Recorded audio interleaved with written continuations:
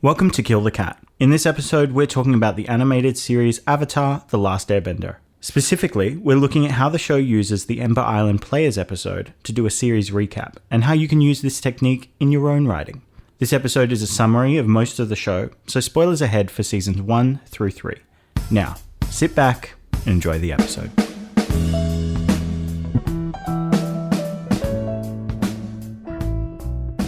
Long ago, serious episodes lived together in harmony. That all changed when the Ember Island Players attacked. Dun dun dun. We're doing something a little different today. We are talking, rather than about a whole show, we are talking about one specific episode of Avatar: The Last Airbender, which is a brilliant series, and no one in their right mind would think otherwise. But this is the 5th last episode of the whole of Aang's series, and it's called The Ember Island Players. For background for me, I watched all through Avatar on my honeymoon. I'd watched a lot of it. We were in Fiji for a couple of weeks, and so over, I think, 2 or 3 days, I watched all through the series. And when I came to this episode, I was in hysterics. This was instantly like one of my favorite episodes, because there's so much that they do that is just really fun and funny, and it's parody, which is just brilliant. I think you guys might have noticed that me and Ibby have a certain sense of humour. Just with like the what movies are you talking about? We picked. Yeah. No, we like a vast array of comedies, Yes. obviously. And for me, when we started discussing episodes to do for the podcast, I was kind of like, actually, I think there's something here in this episode, if not talking about the parody and the comedy, which we've talked about a lot before, just talking about the idea of doing a series recap, because this episode does a bit more than just giving us a laugh. It actually establishes a lot of stuff and reminds us of a lot of things, and helps to build some of the stakes as we go into our sort of 4-part final episode of Sozin's Comet, which kind of ramps up the series, and everything's been building up to this point. Yeah, for the record, Legend of Korra also has an episode like this, but we have so much to say about this episode that we're just going to keep it to this episode. And I didn't have the time to watch through 6 seasons of Legend of Korra to catch. I think there's 4. Is it only 4? There's only 4. I didn't have time to watch That's any of totally Legend fair, of Korra yes. to catch up with this. I haven't seen Legend of Korra one yet. day. One day. All right, so why don't we start off? Let's just discuss what the episode is. That's a good idea. For people who haven't seen it but have seen Avatar. Yeah, like I said, I totally forgot this episode existed, and then you remind, I'm like, oh, this episode. Yeah, so basically the characters of Avatar learn that a play is being put on by the Ember Island Players about them. Yeah. And they go and they watch this play, and it's essentially, like, it's a recap of their entire, like, journey up until this From, point. like, season 1, episode 1, all up the until way now. up. But it also serves as, like, a really good parody of both the characters and the show. It's very meta. It's very self-aware. They call out, like, continuity errors, like Zuko's scar was one. They dive into some fandom stuff, like the core ship in the fandom was always Zuko Katara. Yeah. Not Zuko and Aang. I'm sure there is Zuko and Aang fan fiction, but not Katara and Aang, who the fandom kind of prefers as brother-sister. They also, like, acknowledge the Great Divide, which is one of the episodes. Like, they're just like, oh, there's nothing down there. We're just going to keep going past. Because it's just this universally panned episode in the fandom. Everyone hates that. Or when they're like, did Jet just die? You know, it was really unclear. Yeah, so it's a brilliant parody. But we've talked a lot about parody before, as you said. Yeah, So and we we'll probably talk more about it later this Yeah. episode. But we're going to dive into some other points, if you want to kick us off. So why do a series recap? What purpose does this serve? It's important to remember that this show was coming out weekly when it was made. Like, this was before the advent of Netflix and binging shows. So it feels very different to binge it now. And when you're dealing with that kind of thing over the course of 3 years, it's actually really easy to forget where your characters have come from, what has happened. And so one of the main reasons you do this is to recap, is to just tell us, like, we're going into the last episode, what has actually happened? Like, what has this adventure actually entailed? And so we get this sort of, like, very quick snapshots of a bunch of, like, major plot points, like when Zuko has switched sides and come back, when they picked up different team members. But it also shows us where the characters have come from. Gives us these really characterized versions of Team Aang. Not very flattering ones. Which, except for Toph, they're not thrilled about how they're being portrayed on stage. No. But, like, by this point in the series, most of the internal arcs have kind of been completed. Sokka has found his father, which is a thing that was set up in, like, episode 1. Like, he was the oldest male of the Southern Water Tribe. And so he was the only fighter, and he was trying to teach, like, 5-year-olds how to fight. He's saved Suki. He's learned to fight properly. Like, he's learned Fire Nation swordsmanship, and he's gotten his space sword. Toph has sort of reached peak earthbender by inventing metal bending. Which was always so cool. It's so that whole thing. Toph is just the coolest.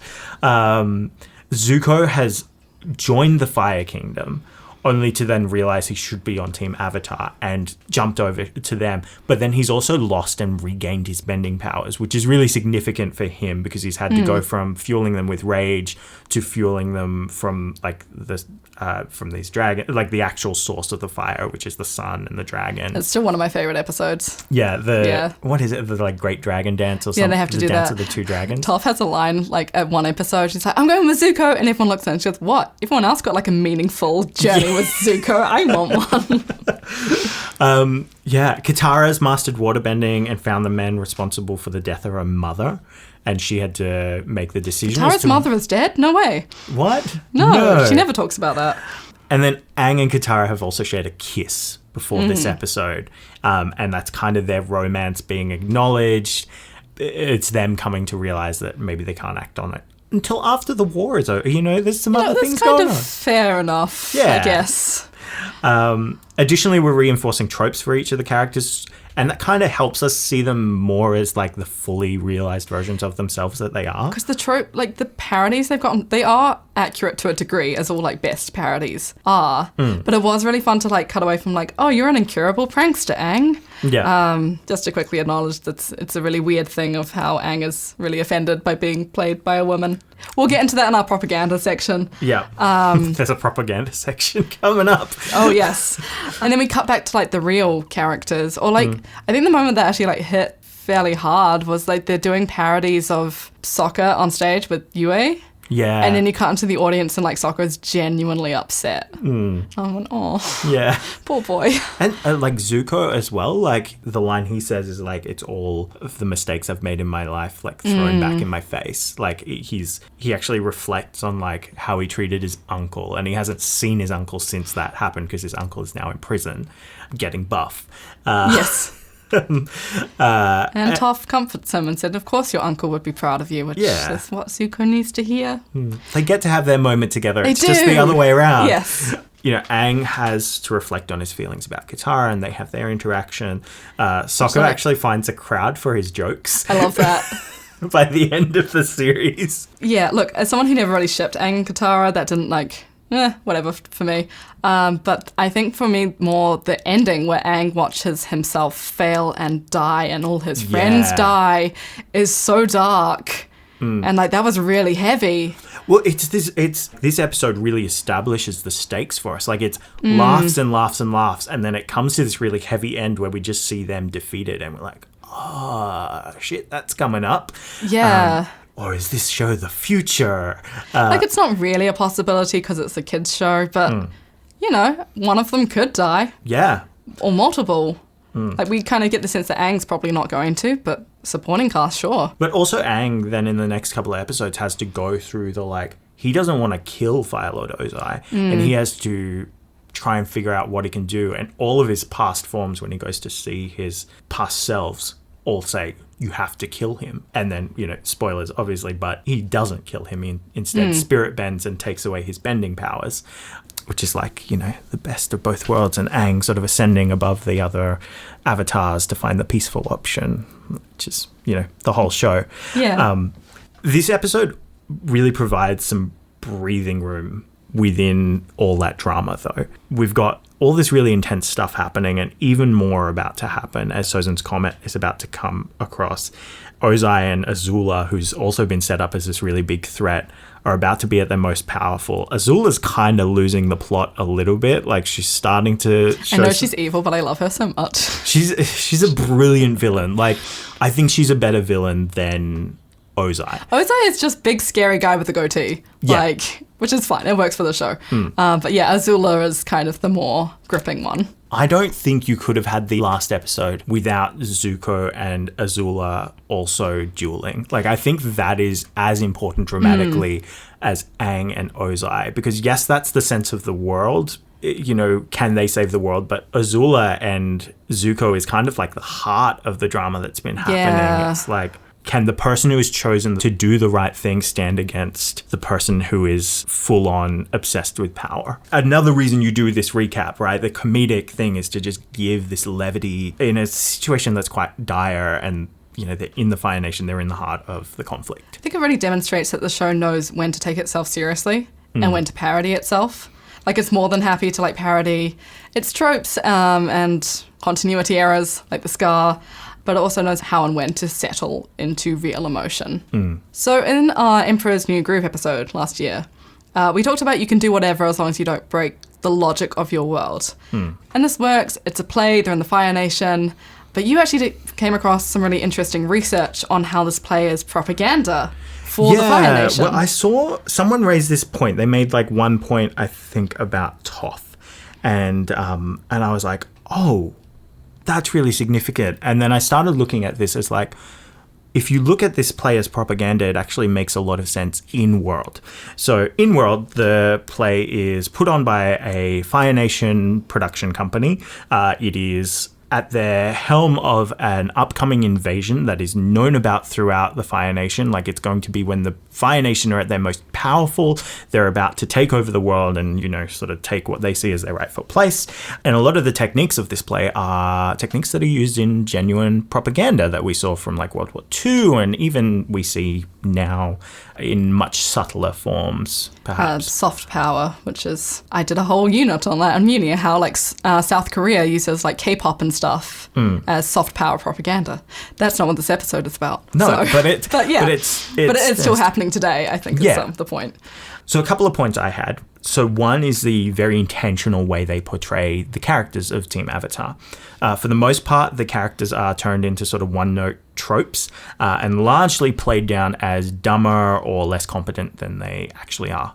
Oh, Aang is played by a woman. Oh, no. And look, Aang is little more than an incurable, like, prankster, but he's portrayed by a small, bubbly woman, which is pretty much just a very sexist way of demeaning him further. Yes. Like, if you're in an environment where sexism is rife, that's a great way to demean someone, right? Yay, Fire Nation. Yay. They do have cute outfits, though. Katara's Fire Nation outfit is on point. Yeah. Katara just cries about hope, but doesn't actually do anything the whole time. Sokka just wants food. Iroh, who is a really interesting study, is like, he was one of their greatest generals, and he's basically a traitor now. What's his line? He's like, choose treachery. It's more fun. But he's basically like this fat, lazy slob who's like a joke of a person. Zuko gets probably the closest to his actual character, which makes sense for someone who was a member of the royal family. Like, how much do you step on that? Like, because you don't want to insult like the remaining relatives. Yes, but you also want to set him up as sort of a bit stupid for betraying his country. So my favorite line was like, wait, what's that? I think it's your honor. Where? That's my favorite line in the whole episode. And when he dies, it's like, honor. But even like Yue smells like pickled fish. Yes. Is like her portrayal. Toph is the interesting one in that she goes the other way. So the Fire Nation have regularly been beaten by Toph, who is a young blind girl. And when they bring out her character, they bring out this like brick shithouse of a guy and they minimize her disability. He goes, no, I can see just like you. I just use my supersonic sound to do it. And then he like screams and it's hilarious. You know, rather than admitting that they're being beaten by a small blind girl, they're making her out as like this really big, strong, intimidating force who it's like, oh, that's way more acceptable to be beaten by someone like that. Like, that's okay. Because at this point, they're going to have to acknowledge that they've been beaten by her a few times. And the propaganda model is, if you've got someone who's a force, you either minimize them or you acknowledge that they are such a big force that we have to, like, stand against. And they beat them all in the end, so... Yeah, exactly. They all burn to death. Still dumb. And it's just a himbo now. Toph the himbo. I think Toph would be very happy as a himbo. I think, well, Toph was very happy as... Yeah, that's true. Toph was like, yes. The other thing they do is they choose very carefully their plot points that they deal with for the team. So one of the first things we see them do is they steal a waterbending scroll because it gave Katara so much hope. And their stealing was really just like they got other people to fight and then they kind of snuck away. But that's the first thing they do, is they're thieves.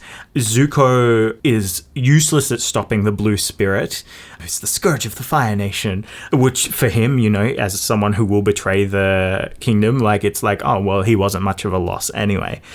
Jet wipes out a nasty town for Katara, who loves him because he's so bad. Katara likes the bad boys, obviously. Yue smells like pickled fish. Aang is like excitedly destroying ships as a big water spirit. Azula easily escapes the group. There's the Earth Kingdom brainwashing, which they totally acknowledge and play up to make the Earth Kingdom then look bad, undercutting the idea that Aang could ever get the girl. Like, I was just thinking that, because at the time I watched it, I was like, oh, this is like a play on the fandom. That's quite fun. Well, it's both, right? It is both. That's so true. So, like, yeah, no, Aang can't, again, like, sex is stuff, but, like, he can't get the girl. Yeah. The girl is more interested in our prince, of course. Yes. Yeah, and May and Ty Lee, like, easily beating Earthbenders, which they kind of did. Like, they were very competent. And Azula beating Aang even in the Avatar state with, like, one thing of her lightning. Yes. And then the ultimate victory is to the Fire Lord, right, at the end. But there's all these things that are just, like, they choose the plot points that are going to sell the Fire Nation story of, this is an easy victory for us. We are the rightful power. Like, we are going to win. Do you see now why we're talking about this episode? Yeah, when you took a look at propaganda, like, you know, this play had claimed to be from credible sources and witnesses and a particularly knowledgeable cabbage merchant. And it basically just calls the characters one-note tropes who ride a series of fortunate happenings until their ultimate defeat. And we see that in political sketches and things like that today, right? Not going in depth to the Korra episode, but it's a film, not a play. But the reason it's a film is because he's deliberately making propaganda films. Oh, wow. Yeah. Yeah. See, I haven't seen Korra, so I didn't realize it was a propaganda. Like, he's making propaganda. Yeah, and he's really upfront about that. Yeah. And I think that's also, like, what made Avatar so special and endures is the world building and the commentary it gives. And Korra, I think, is even more upfront about that. Yeah. Well, Korra's an even more involved world, right? Like, yeah, Avatar, they're still very separate nations, whereas Korra, they've started to... They've all blurred together. Yeah. And also, like, East and West, which is kind of fun. So it's like, it's almost like it's kind of like the 1920s, but there's, like, a lot of Eastern culture still in there. Yeah. I really like Korra. I prefer it to the Aang series, but that's me. It also has a bisexual female lead, so yeah. I'm going to go towards that one anyway. I don't see why you would lean towards that, Kat. Yes, I don't relate to that character at all. At all. No. Why don't we talk a little bit about self-parody, because you had a few points. Yeah, so I think, like, where to bring this in is, like, we strive to be an educational podcast on some level for filmmakers and writers. Our listeners are probably not recapping 3 seasons of their super famous kids show. They could be. I mean, if you are, amazing. Props to you. Write to us. Well done. Yes. Good job. Anyway, yeah. So how can you take this and condense it into maybe... I'm guessing our writers are probably more at the writing, like, maybe spec scripts, shorts, pilots kind of stage. So I broke this kind of down into a writing exercise, which is if you were to take your characters you've had for a really long time, or you've just set them up and you feel like you know them really well and you've put a lot of work into them, if you were going to do an Ember Island episode on your characters, how would you parody them? How would you break them down? And if your immediate thought is like, I would never do that, or like, I could, yeah, there's too complex. I promise you they're not. Yeah. And this is really, I think it's really, really helpful to be able to like laugh at yourself and your work a little bit. Don't belittle it. As we said, like this episode hits some like really hard emotional beats, even as it manages to be upbeat and funny and make fun of itself. Yeah. And I actually really think that's the place you need to be in as like any creative. Also, if you can't do this, we say this a lot, but go be a DM and you will very, very quickly pick up on your own tropes. Yeah. Just so fast, because you're improvising a lot. What are your tropes? What are the things you keep coming back to? How would you parody your characters? And you could be writing the most intense script. I promise this will be probably really good for you. Like as a writing exercise. As a writing this isn't going to be exercise. something that everyone can do. But yeah, if you can distill your characters down to their parody forms, to their caricature forms, and develop from there, right? Like, because it gives you a sense of like, what is the grounding of my character? What is the thing that my character can kind of always come back to? For example, go look up, there's so many Harry Potter parodies, Star Wars parodies, Lord of the Rings parodies,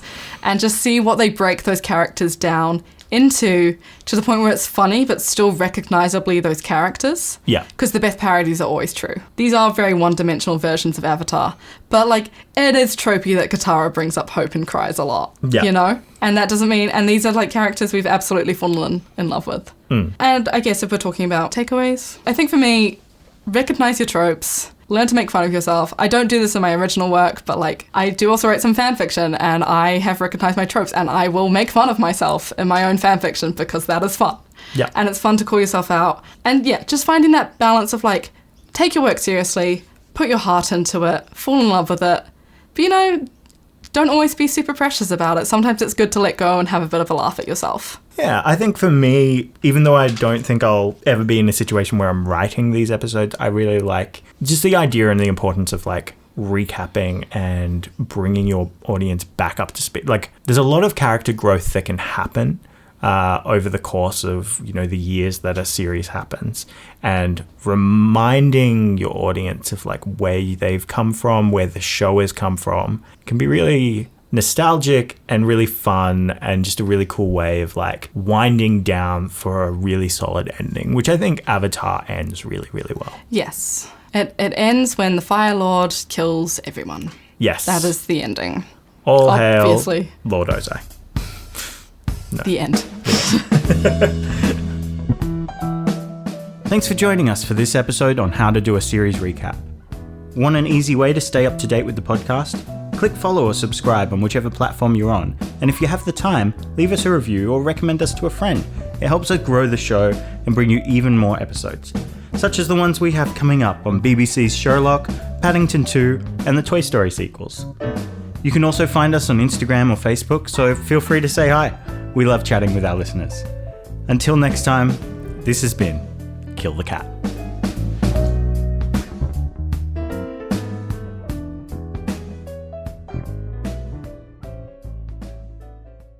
And then Disney makes a live action about Azula, Cruella style. Fire killed.